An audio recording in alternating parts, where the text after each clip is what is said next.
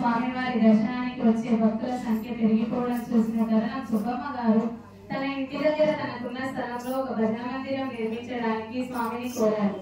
స్వామివారి అనుమతితో భజన మందిరం కూడా ఏర్పడింది.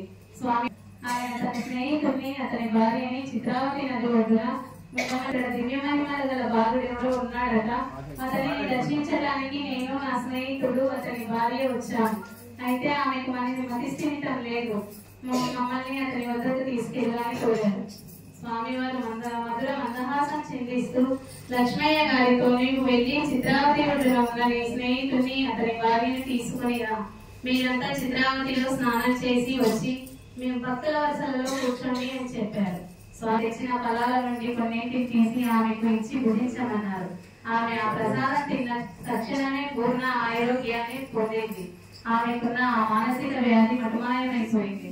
ఆ దంపతులు ఆనందాశ్రులు రాళ్ళు కోరుకునేవారు. ఆమె ఆఖరి గడియలలో తాను స్వామివారి ముఖాలు చూడాలని తన ఆఖరి కోరికగా స్వామిని మద్రాసు వెళ్ళారు. అది యుద్ధ సమయం కావడం వల్ల అనుకునే విధంగా స్వామివారు మద్రాసులోనే 10 దినాలు ఉండిపోవలసి వచ్చింది. ఈలోగా కరణం సుబ్బమ్మ గారికి అనారోగ్యం తీవ్రమైంది. కానీ ఆమె ధ్యాసంతా స్వామి ఆమె భౌతిక దేహాన్ని వరండాలో ఉంచి బట్ట కప్పారు. సుబ్బమ్మ ఆఖరి గడియాలలో వస్తానన్న స్వామి రానే లేదు అంటూ సుబ్బమ్మ గారి బంధువులు అనేక విధాలుగా మాట్లాడుకోసాగారు. అదే సమయంలో స్వామి వచ్చారు. ఆ రోజులలో పుట్టపర్తికి కార్లు వచ్చేవి కావు. ఎవరైనా సరే బుక్కపట్టణంలో దిగి బండిలో రావాల్సినది. స్వామివారు మద్రాసు నుండి బుక్కపట్టణం వచ్చి బండిలో పుట్టపర్తికి బయలుదేరారు. వారికి రోడ్డు ప్రక్కగా బట్టం తీసి సుబ్బమ్మ సుబ్బమ్మ అని పిలిచారు. వెంటనే సుబ్బమ్మ గారు కన్నులు తెరిచారు. స్వామి సుబ్బమ్మ గారి నోటిలో తులసి తీర్థం పోశారు. ఆమె ఆనందంగా ఆ తీర్థం పుచ్చుకొని స్వామి నాకు ఇచ్చిన మాట నీకు ఇంకా గుర్తు పట్టుకున్నాము, ఇక నువ్వు ప్రశాంతంగా వెళ్ళు అని ఆమెను సాగనంపారు. సుబ్బమ్మ గారు సాయిరాం సాయిరాం అని స్వామి నామస్మరణ చేస్తూ చివరిసారిగా స్వామి పాదాలను వెళ్ళారు. స్వామి ఆ లాయర్ను తమ గదిలోకి తీసుకుని వెళ్తూ కన్నులు మూసుకోమన్నారు.